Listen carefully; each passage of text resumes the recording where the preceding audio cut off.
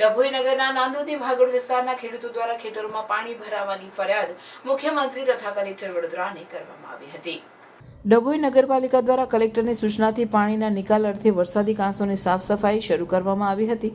આ પાણીના નિકાલ ન થતો હોવાથી ખેડૂતો તથા નગરજનો ને હાલાકીનો સામનો કરવો પડતો હોય ડભોઈ નગરપાલિકાના ચીફ ઓફિસર જય કિશન તડવી સીધી સૂચનાથી તિલકવાડા રોડથી શિનોર ચોકડી તથા કરજણ રોડ સુધી કેનાલની બાજુમાં આવેલ વરસાદી કાંસની સંપૂર્ણ સફાઈ કરવામાં આવી હતી।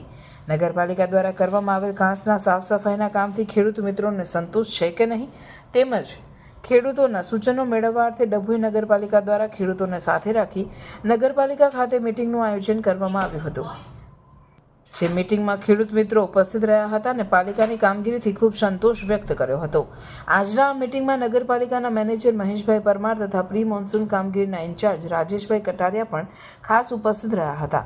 આજની મિટિંગમાં ખેડૂત મિત્રો દ્વારા માર્ગ અને મકાન વિભાગ દ્વારા રોડ પહોળા કરતા નર્મદા કેનાલની નીચે આવેલા વર્ષો જૂના સાયફન તૂટી ગયેલ તે અંગેની રજૂઆત કલેક્ટર વડોદરા તથા નર્મદા કેનાલ વિભાગમાં પણ કરવાનું નક્કી કર્યું હતું। જો કેનાલની નીચેના સાયફન નર્મદા કેનાલ વિભાગ દ્વારા નહીં બનાવવામાં આવે તો ઉગ્ર આંદોલનની ચીમકી ઉચ્ચારી હતી।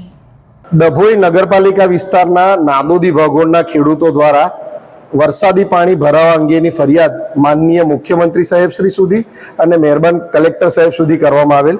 જે મુજબ મહેરબાન કલેક્ટર સાહેબના આદેશ અનુસાર નગરપાલિકા દ્વારા વરસાદી પાણીના નિકાલ માટે વિવિધ કાંસોની સફાઈ માટેની આદેશ કરવામાં આવેલો।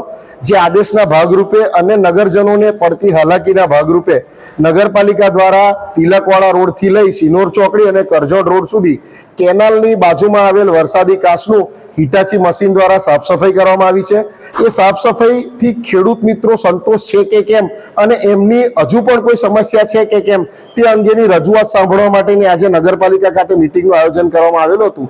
જેમાં તમામ ખેડૂત મિત્રો ઉપસ્થિત રહી અને પોતે થયેલ કામગીરીનો સંતોષ વ્યક્ત કર્યો છે અને સાથે સાથે નર્મદા કેનાલની નીચે જે વર્ષો જૂના સાયફન હતા એ રોડ પહોળો કરવાથી તૂટી ગયેલા છે, જે અંગેની રજૂઆત નર્મદા કેનાલને કરવા માટેની એ લોકોએ જણાવેલ છે।